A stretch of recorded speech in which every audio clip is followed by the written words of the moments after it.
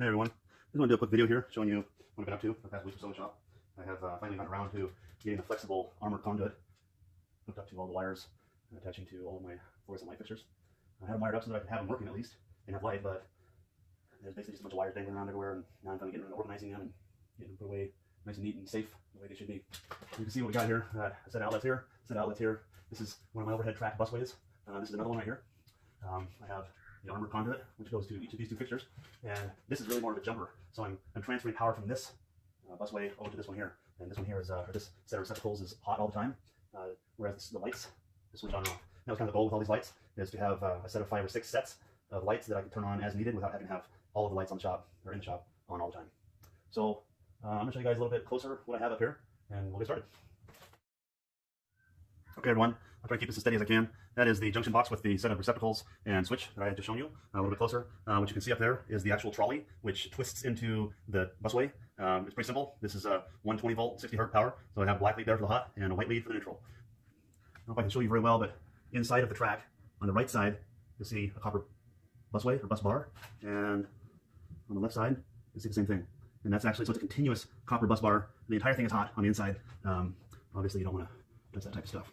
I'll backtrack just a little bit here and show you how the armored conduit hooks into the light fixtures. Again, the armored conduit acts as a ground, and inside of there are just 2 wires, the black and the white. Over here, I want to show you this jumper a little bit closer. Again, this just comes through this junction box and powers this bus bar up here, so that I have power available all the way down that bus bar or trackway if I wanted it. In fact, just to show you as an example, if I come down here, you'll see I have another drop. Now I'm going to wire a set of receptacles into that, and I will hook up this this panel saw that just runs on standard power, 120 volt, 60 hertz, and I will plug that into the overhead trackway system because I don't have a lot of receptacles in the shop. So my overhead busway system provides all the outlets that I need. All right, and I wanted to show you the process of how I go about wiring up one of these junction boxes and installing the switch for the set of lights here. I have the set of lights here in my last set, and you can see I already have one punch out knocked out, and I need to knock that one out. So I'm going to hook up armored conduit into each of those, and it's going to go to a drop. You see up there I have some wires hanging from it where the yellow wire is connected. And I'm going to wire in a junction box. And I'm going to wire in both of these sets of lights and a switch. And a third set of wires will be coming into that box from that busway that you see behind the lights. That's a short little section of 5 feet, and I want to power that from this other main bus bar. We just call that a jumper. All right, I just want to show you what my intent is. This is the opposite lights across the shop, and I'm going to be doing the same thing. So I just want to show you what kind of the process of thinking as I go through making this second junction box with switch on the other side. I need to figure out exactly where I'm going to put the drop first off, because that obviously determines how long the conduit sections are going to be, and I try to make them symmetrical so that it looks neat and orderly.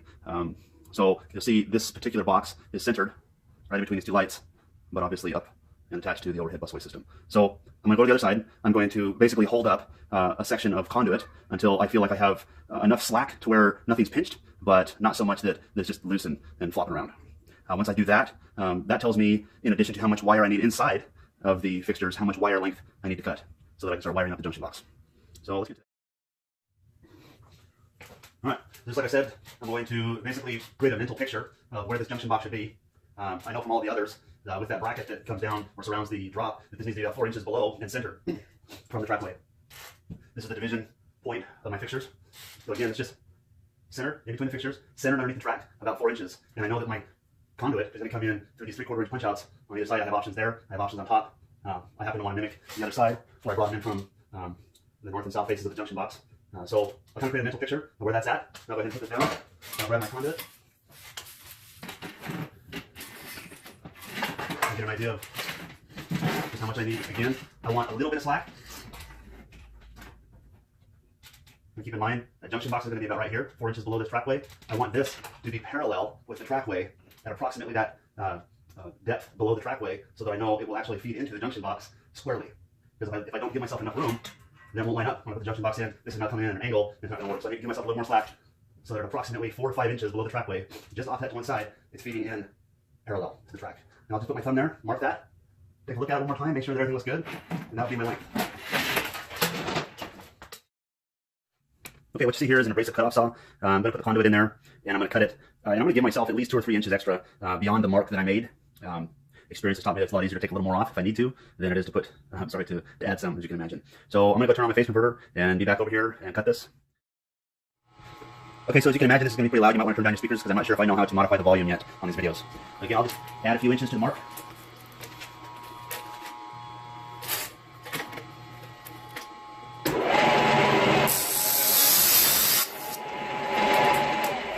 That's it. Now I'm over here at the disc sander. Basically what I want to do is clean up the end after cutting that on the abrasive cutoff machine. So I'm going to clean that up a little bit on the disc sander. That way it's ready for the fitting that I'm going to put inside here in just a second. Again, this might be kind of loud. Turn down your volume a little bit. I'm just going to rotate that conduit. So I cut off the burr. I'm going to bring it square to the face. Back and forth. So we'll have a nice flat cut in the end. No burrs sticking out there. It's good. This end will spin forever. I don't stop it with these.